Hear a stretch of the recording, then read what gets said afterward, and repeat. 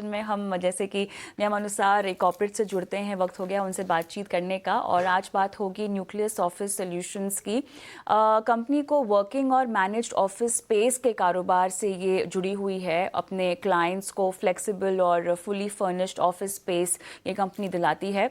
Delhi NCR में कारोबार करने वाली कंपनी का टियर 1 टियर 2 शहरों में भी विस्तार करने का अपनी एक योजना है। 24 फरवरी से खुला कंपनी का आईपीओ, 27 फरवरी तक पैसा लगाने का मौका यहाँ पर आपको मिल रहा है। कंपनी के मैनेजमेंट से हम आईपीओ से जुटाई गई रकम का कहाँ इस्तेमाल किया जाएगा बात करेंगे, साथ ही ग्रोथ आउटलुक को भी समझेंगे। चर्चा के लिए फोन लाइन पर हमारे साथ न्यूक्लियस ऑफिस के फाउंडर और एमडी निपुण गुप्ता जुड़ गए हैं। बहुत बहुत स्वागत है आपका हमारी इस बेहद खास पेशकश में निपुण। और क्लियरली कंपनी का परिचय और आईपीओ की राशि का आखिर आप इस्तेमाल कैसे करेंगे, कुछ इसके बारे में जानना चाहते हैं सबसे पहले। जी जरूर। Nucleus office solutions Delhi NCR के एक लीडिंग कोवर्किंग और मैनेज ऑफिस स्पेस देने वाली कंपनी है। अभी तक हमारे सभी सेंटर्स दिल्ली एनसीआर रीजन में ही हैं। हमने कई बड़ी और रिप्यूटेड कंपनीज को अपनी सर्विसेज प्रोवाइड कर रहे हैं और अब हम लगातार नए मार्केट्स में एक्सपेंशन करने का अभी प्लान बना रहे हैं। आईपीओ से प्राप्त धनराशि का उपयोग मेनली नए सेंटर्स और सीट्स बढ़ाने के लिए किया जाएगा। साथ ही आईटी इंफ्रास्ट्रक्चर और ऑपरेशनल एफिशिएंसीज बढ़ाने के लिए भी किया जाएगा। हम modern state of the art flexible work space model विकसित कर रहे हैं जो बदलते कॉर्पोरेट्स की जरूरतों को पूरा कर सके। चलिए, यहाँ पर काफ़ी तरह की इनोवेटिव सर्विसेज आप दे रहे हैं। साथ ही प्रमोटर्स के लिहाज से पूछना चाहेंगे कि आईपीओ में निवेश करने के तमाम कारण क्या होंगे? जी, एसएमई आईपीओ में प्रोमोटर्स द्वारा 20% का निवेश बहुत ही रेयर चीज है। हमारी निगाह में यह पहली बार हो रहा है। हमने यह कदम इसलिए उठाया क्योंकि यह पूरी तरह से फ्रेश इशू था और हमें कंपनी के बिजनेस मॉडल और उसके सक्सेस पर पूरा विश्वास है। हमें इंडस्ट्री के स्ट्रॉन्ग फ्यूचर ग्रोथ और साथ ही भारत में ग्लोबल कैपेसिटी सेंटर जिसको हम जीसीसी बोलते हैं, ये बढ़ते अवसरों पर भी पूरा भरोसा है। जी निपुण जी, थोड़ा सा जीसीसी सेक्टर के बारे में ही जानना चाहते हैं आपसे। किस तरह के ट्रेंड्स यहाँ पे दिखाई दे रहे हैं और साथ ही कंपनी की ग्रोथ इस ट्रेंड के लिहाज से कैसे होती हुई आपको दिखाई दे रही है? भारत में जीसीसी सेक्टर बहुत ही तेजी से बढ़ रहा है। कई एमएनसी कंपनीज यहाँ पे अपने ग्लोबल सेंटर स्थापित कर रही हैं क्योंकि भारत में प्रतिभाशाली वर्कफोर्स ऑपरेशनल एफिशिएंसीज भरपूर मात्रा में मौजूद हैं। साथ ही सरकारी नीतियां भी इसको भरपूर सपोर्ट कर रही हैं। हम अपनी क्षमताओं को फोकस कर रहे हैं ताकि जीसीसी क्लाइंट्स की जरूरतों को बेहतर तरीके से पूरा कर सकें। हमारा उद्देश्य नए स्टैंडर्ड्स के साथ अपने सेंटर्स को विकसित करना है जिससे हम इस बढ़ते उद्योग में अपनी उपस्थिति को और मजबूत कर सकें। बिल्कुल। अब जैसा कि आपने बताया कि ये काफ़ी ग्रोइंग सेक्टर है और यहाँ पे ग्रोथ आउटलुक काफ़ी ज़्यादा ऑप्टिमिस्टिक है और आप कदम भी उस राह में बढ़ा रहे हैं। निपुण साहब, सवाल आपसे ये है कि इस पूरे उद्योग को अगर देखा जाए तो आपका जो कंपेटिटिव मार्केट शेयर है उससे कितना आपको फ़ायदा मिलता हुआ दिखाई दे रहा है? आप बाकियों के मुकाबले कैसे ज़्यादा आगे बढ़ने के काबिल हैं? हमारी कंपनी वास्तु कंप्लायंट डिजाइन पर बहुत ज्यादा ध्यान देती है और टीयर 2 और 3 शहरों में भी विस्तार कर रही है।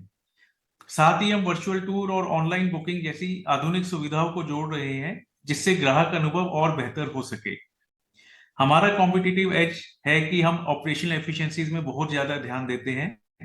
हम सब प्रॉपर्टीज को सबसे कॉम्पिटिटिव लीज रेंट पर लेने की कोशिश करते हैं और हमारी सेल्स स्ट्रेटेजी पूरी तरह से कस्टमर फ्रेंडली है।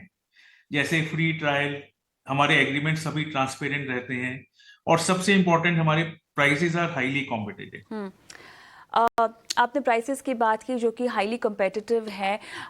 तो आप जो प्राइसिंग रख रहे हैं उसके पीछे की रणनीति क्या होगी फिर आपके प्रोडक्ट्स में?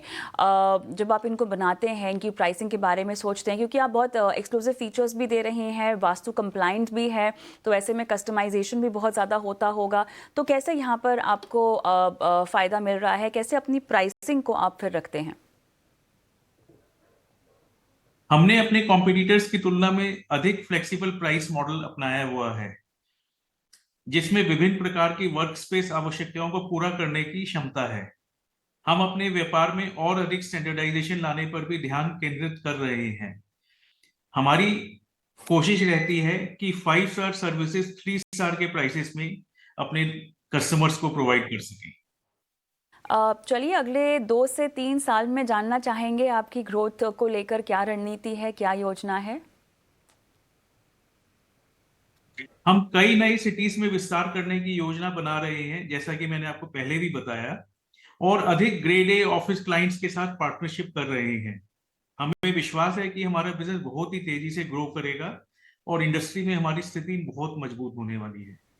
चलिए, ऑल द बेस्ट निपुण साहब, आपने समय निकाला, हमसे बातचीत की, हमसे जुड़े, बहुत बहुत धन्यवाद अपना समय देने के लिए। हम रुकेंगे नीरव के पास, हम जाएं उससे पहले एक खास खबर। सभी ने एफएनओ को लेकर कंसल्टेशन पेपर जारी किया है और इसमें ओपन इंटरेस्ट के कैलकुलेशन के तरीके में जो है उसको बदलने का प्रस्ताव दिया है।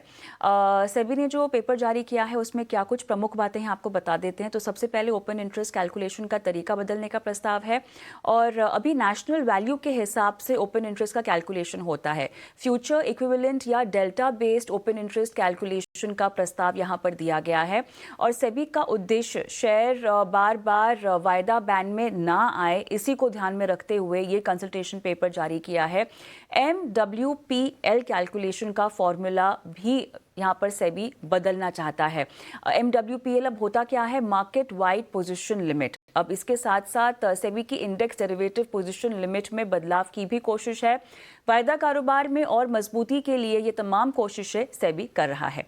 चलिए, शो खत्म होने में बस कुछ ही समय रह गया है। नीरव के पास जाऊंगी। नीरव, अब झटपट थोड़ा सा जोमैटो और बर्नस्टीन की जो बात आई है सामने, जो बुलिश रिपोर्ट सामने आई है, उसको लेकर जो लक्ष्य दिया गया है, आप कितना इससे इत्तेफाक रखते हैं? यहाँ पर आउट परफॉर्म रेटिंग भी दी है, 310 का लक्ष्य भी दिया है।